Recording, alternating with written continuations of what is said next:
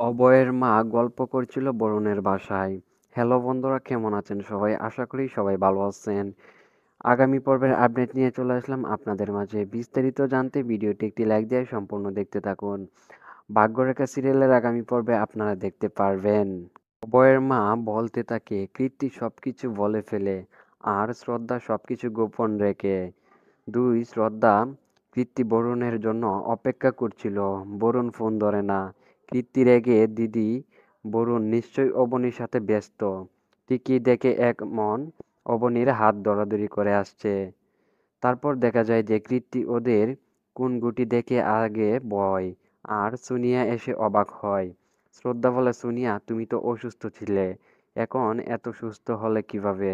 বরুণ বলে, সবাইকে একটা খুশির খবর দেব স্যার। বরুণ বলে, আজ আমি একটা বড় কন্ট্রাক্ট পেয়েছি। এটা সম্ভব হয়েছে অবনীর জন্য। অভয় বলে, ভাই তুমি সব সময় সেরা, হেসে বলে থাকে। এবং সেই উপলক্ষে সবাই কেক কাটতে চায়। কীর্তি একটা চাকু নিয়ে এসে বলে, এই নাও, কেক কাটো। বরুণ অবনীর মুখে কেক খাওয়াতে দিলে কীর্তি বলে, আমি খাওয়াবো, সে কেক খাওয়াবে না। তো বন্ধুরা, এই ছিল আজকের ভিডিওটি ভালো লাগলে আমাদের ইউটিউব চ্যানেলটি সাবস্ক্রাইব করুন।